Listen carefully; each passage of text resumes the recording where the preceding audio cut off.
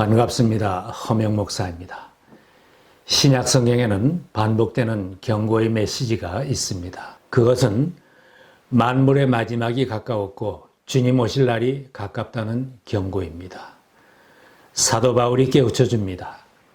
여러분은 지금이 어느 때인지 압니다.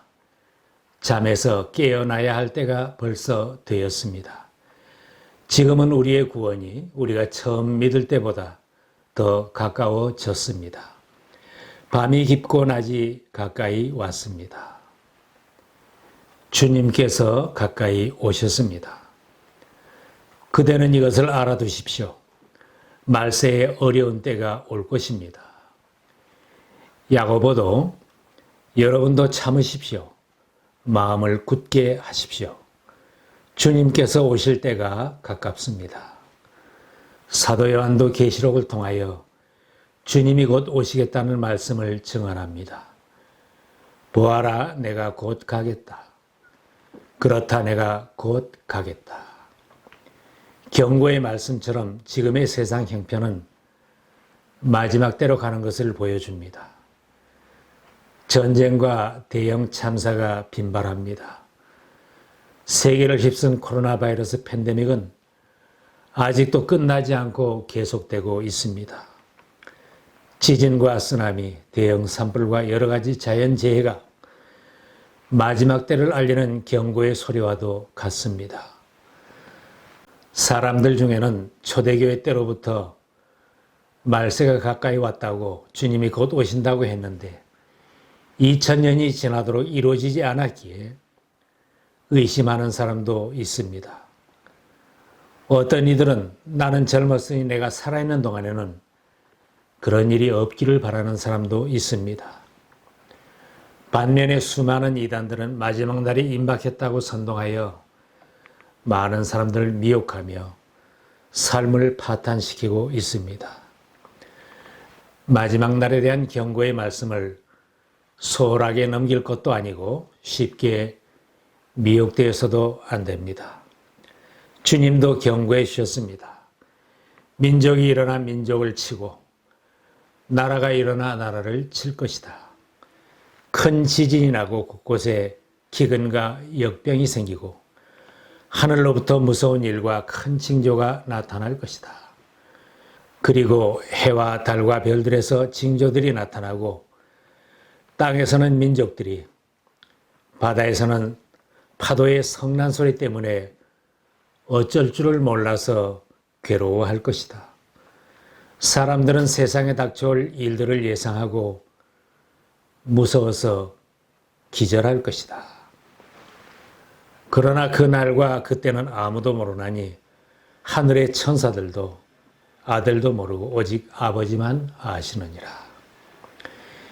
이단자들처럼 사람들이 마음대로 정하여 선동하는 날이 마지막 날이 아닙니다. 그날은 인간에게는 비밀로 붙여진 상이고 하나님만 아시는 날에 도둑같이 갑자기 올 것입니다. 그러나 주님의 날은 도둑같이 올 것입니다.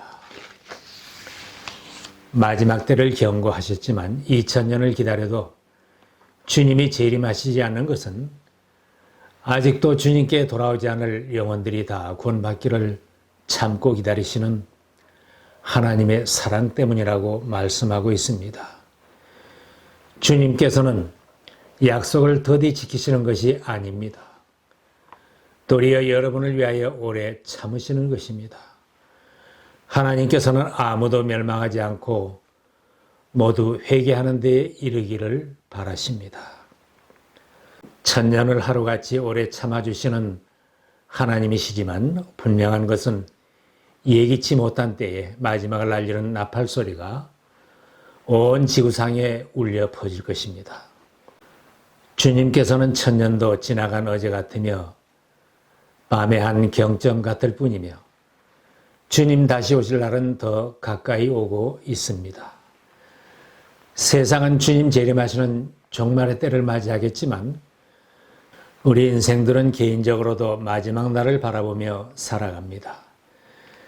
세상에 태어난 모든 사람이 죽음을 앞에 두고 하루하루를 살아가고 있기에 마지막 때를 깨닫고 대비하고 살아가는 것은 인생의 가장 중요한 일 중에 하나입니다. 말세에는 정신을 차리고 살라고 경고합니다.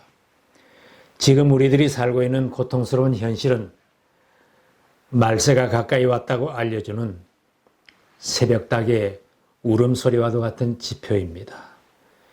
정신을 차리기 어려운 현실입니다. 자연계가 무질서해지고 인간관계도 무질서해지고 있습니다. 사람들은 서로에게 고통을 주기에 가족관계, 친구관계가 깨어지는 것을 봅니다. 뿐만 아니라 국제질서가 어지러워지고 있습니다. 민족이 민족을 대적하고 나라가 나라를 대적하여 서로를 초토화시키려고 합니다. 주변에 수많은 적그리스도가 출현하는 현실을 보면 맑은 정신으로는 살 수 없는 현실입니다. 이 마지막 때에 우리들이 어떻게 살아야 하는가? 사도 베드로가 경고했습니다. 만물의 마지막이 가까이 왔습니다. 그러므로 정신을 차리고 삼가 조심하여 기도하십시오. 마지막 때에 정신을 차리고 살려면 기도하며 살아야 합니다. 지난날 술에 취해 살고 죄에 취해 살아왔다면 그것은 지난날로 족한 줄 알고 이제는 정신을 차리고 살아야 합니다.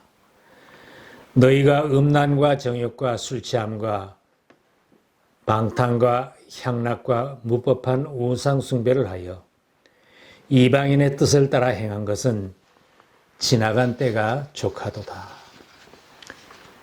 대인관계, 가족관계에 잘못된 관계를 풀지 못하고 마지막 때를 맞으면 후회스러운 일입니다.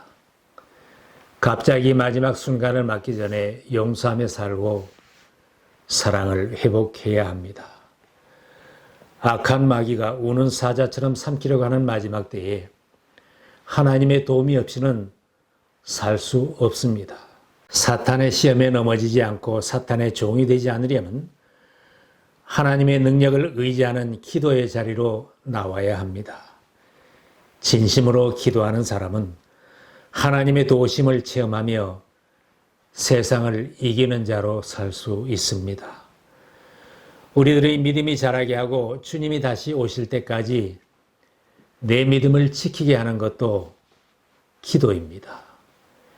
신앙생활을 시작하고 교회에 뿌리를 내렸다 해도 기도 생활을 게을리하고 예배 참석만 겨우 하는 사람은 길가에 뿌려진 씨앗이나 돌밭이나 가시덤불에 뿌려진 씨앗처럼 쉽게 말라버릴 수 있습니다. 항상 기도하는 생활로 습관을 바꾸어야 합니다. 심성이 좋아도 기도가 없이는 안 됩니다. 지금까지 받은 은혜가 크고 기도 응답을 많이 받았어도 기도는 계속해야 합니다. 친히 본을 보이시면서 기도로 승리하신 주님은 제자들에게 당부하셨습니다. 시험에 빠지지 않도록 깨어서 기도하여라. 주님을 본받는 제자로 이 마지막 때에 더욱 열심히 기도하십시다. 열심히 서로 사랑하며 살아야 합니다. 누구든지 자신의 남은 날이 얼마 될지는 아무도 모릅니다. 장수한다 해도 사랑하면서 행복하게 살아도 그 날수는 부족하고 아쉬운 날들입니다. 말세에는 사랑이 식어질 것이라고 했습니다. 요즘 우리들의 사는 모습은 무척 사납습니다. 분한 것을 참지 못하고 원통한 것을 풀지 못합니다. 증오는 파멸을 부릅니다. 미움받은 사람이나 미워하는 사람이나 다 고통스러워하고 눈물을 뿌리게 합니다. 세상은 사랑이 식어질수록 예수님 닮은 제자들은 더욱 열심히 용서하며 사랑하며 살아야 합니다. 베드로가 권면합니다. 무엇보다도 먼저 서로 뜨겁게 사랑하십시오. 사랑은 허다한 죄를 덮어줍니다. 서로 사랑하는 것은 생명을 창조하는 것입니다. 영혼을 살리고 하나님을 기쁘시게 하는 일입니다. 죄인된 우리를 구원하시고 자녀 삼아주신 하나님은 사랑이십니다. 외아들 예수 그리스도를 십자가에 내어주시면서 죄인된 우리들을 구원해 주셨습니다.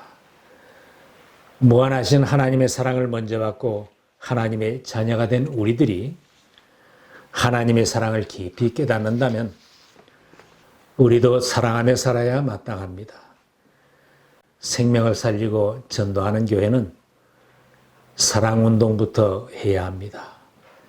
신앙인의 가슴에 사랑이 식으면 무능해집니다. 사랑이 식은 교회는 아무것도 이룰 수 없는 무력한 교회가 됩니다. 사랑으로 소문난 교회가 되면 교회는 성장합니다. 사랑하면 실수와 부족함과 허다한 죄를 다 덮습니다. 가족이 더욱 열심히 사랑하시기 바랍니다. 부모 자식 간에도 더욱 사랑하고 형제 간에도 이전보다 더 사랑하는 가정이 되어야 합니다. 사도 바울은 믿음의 가정들에게 더 착한 일을 하고 더 잘해주라고 했습니다. 성도들 간에도 더욱 사랑해야 합니다. 나와 의견이 다르고 스타일이 다르다고 적군도 원수도 아닙니다. 모두가 십자가 군병들, 그리스도의 제자들입니다. 일은 좀 못해도 사랑하면 행복합니다. 돈은 좀 못 벌어와도 사랑하면 행복한 가정이 됩니다. 기도와 사랑만으로는 오히려 부족합니다. 헌신하는 봉사가 있어야 합니다. 기도와 사랑의 적극적인 실천이 밖으로 나타난 결과가 곧 봉사하는 것입니다. 하나님의 선한 청지기처럼 사는 것입니다. 베드로가 권면합니다. 각 사람은 은사를 받은 대로 하나님의 여러 가지 은혜를 맡은 선한 관리인으로서 서로 봉사하십시오. 예수님도 비유를 통하여 칭찬받는 종이 되라고 하셨습니다. 잘했다, 착하고 신실한 종아. 이렇게 예수님의 칭찬을 받는다면 아름다운 헌신일 것입니다. 오늘 우리들이 헌신하고 봉사하는 모습은 어떻습니까? 주님께서 지금까지 나의 섬겨온 모습을 보시면서 칭찬을 하시겠는지. 선한 관리인은 모든 것이 자기 것이 아닙니다. 주님께로부터 모든 것을 받았다고 인정하고 사는 일꾼입니다. 나의 재산이나 나의 몸, 나의 부모님과 내 자녀, 나의 모든 것을 주님이 주셨다는 마음을 가지고 주님을 주인으로 모시고 사는 사람이 선한 관리인처럼 사는 것입니다. 하나님이 주신 권력을 가지고 자기 힘으로 출세한 줄 알고 안하무인으로 산다면 잘못 사는 것입니다. 내 몸도 내 것이니 내 마음대로 먹고 마시고 즐기며 살자. 내 자식도 내 것이니 내 마음대로 키우겠다. 하나님이 주신 재산, 내가 수고하고 버는 것 내 마음대로 쓰며 살겠다고 한다면 그때부터 하나님 보시기에 악한 생활이 시작이 되는 것입니다. 우리들은 하나님이 나에게 주신 것을 잠시 맡아 섬기는 관리자라는 사실을 잊지 말아야 합니다.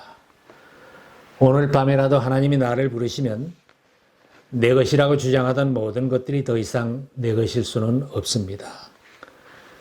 사도 바울이 깨우쳐 줍니다. 그대가 가지고 있는 것 가운데서 받아서 가지지 않은 것이 무엇이 있습니까? 모두가 받은 것이라면 왜 받지 않은 것처럼 자랑합니까? 하나님이 주신 재산을 내 것인 양 생각하지 말아야 합니다. 다윗은 백성들 앞에서 기도하면서 바른 고백을 했습니다. 모든 것을 주님께서 주셨으므로 우리가 주님의 손에서 받은 것을 주님께 바쳤을 뿐입니다. 하나님이 나에게 주신 것으로 불평 없이 서로 따뜻하게 대접하고 헌신하는 삶은 주님을 기쁘시게 하는 삶입니다. 말을 하는 사람은 하나님의 말씀을 전파하는 사람답게 하고 봉사하는 사람은 하나님께서 주시는 힘으로 봉사하는 사람답게 하십시오. 그리하면 하나님이 모든 일에 예수 그리스도로 말미암아 영광을 받으실 것입니다. 주님께서 지금 문 밖에 와 계십니다. 기도드리는 우리의 모습과 사랑하며 사는 우리의 모습을 보여드릴 수 있기를 바랍니다. 아름답게 섬기고 봉사하며 살다가 주님 맞이하고 주님 앞에 설 때에 잘했다, 착하고 신실한 종아, 칭찬받는 우리 모두가 될 수 있기를 바랍니다.